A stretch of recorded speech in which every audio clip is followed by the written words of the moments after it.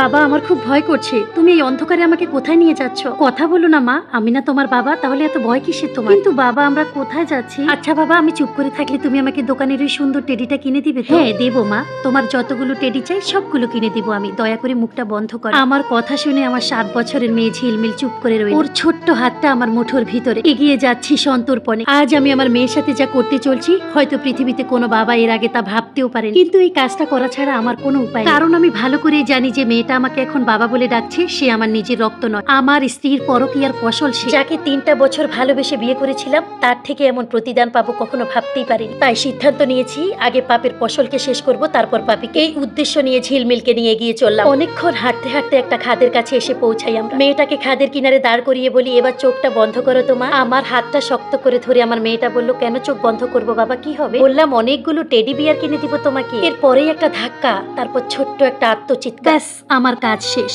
যার মুখ থেকে 7টা বছর ধরে বাবা ডাক শুনে আসছি, তাকে শেষ করতে এতটুকু বুক কিংবা হাত কাঁপেনি। ভাবলাম প্রতিশোধ মানুষকে পশু করে তোলে, নিজেকে দেখেই বুঝতে পারছি। বাড়িতে গিয়ে বউকে কিভাবে ম্যানেজ করবো সেটাই দাঁড়িয়ে দাঁড়িয়ে ভাবছি। ও দেখার আগেই ঘটনাস্থল থেকে দ্রুত সরে আসলাম। বাড়িতে এসে ভয়ে ভয়ে দরজাটা খুললাম। একটু পর ভেতর থেকে আমার স্ত্রী বেরিয়ে আসলো। তার চোখে মুখে দুশ্চিন্তার ছাপ স্পষ্ট। বললো, এই তুমি কোথায় ছিলে? এদিকে তো ঝিলমিলকে খুঁজে পাচ্ছি না। বললাম, ঘরে পাচ্ছ না মানি? আমার মেয়ে এত রাতে কোথায় চলে গেল একা একা? আমার স্ত্রী তখন বললো, আমার মনে হয় ছাদেই আছে। মনে আছে আরো একবারও একা একা রাগ করে ছাদে চলে গিয়েছিল। আমি বললাম, জানোই যখন ছাদে তো নিয়ে আসো। তুমি জানো না আমার কোমরে ভীষণ ব্যথা পরশু থেকে, ছাদে ওঠার মতো কোনো অবস্থা নেই এখন আমার, তুমি গিয়ে নিয়ে আসো না। আচ্ছা ঠিক আছে, তুমি চিন্তা করো না। এই বলে ছাদের দিকে রওনা দিলাম। আমি ভালো করেই জানি ঝিলমিলকে কোথাও পাওয়া যাবে, কিন্তু আমার স্ত্রীকে তো সেটা বুঝতে দিলে চলবে না। তাই মেয়েকে খোঁজার নাটক করে উপরে চলে যায়। ছাদে যেতেই দেখতে পাই ঝিলমিল একটা মাদুরের উপরে বসে আছে। আমাকে দেখেই বলে উঠলো, বাবা তুমি এসেছো? আমি তোমার জন্য সেই কখন থেকে বসে আছি। 2 পা পিছনে সরে গেলাম। আসসালামু আলাইকুম, কেমন আছেন সবাই? ঝিলমিল কিভাবে ছাদে আসলে সেই রহস্যটা জানার জন্য পরবর্তী পর্ব তো দেখতেই হবে, সেজন্য সবাই বেশি বেশি কমেন্টস করবেন। আল্লাহ হাফেজ।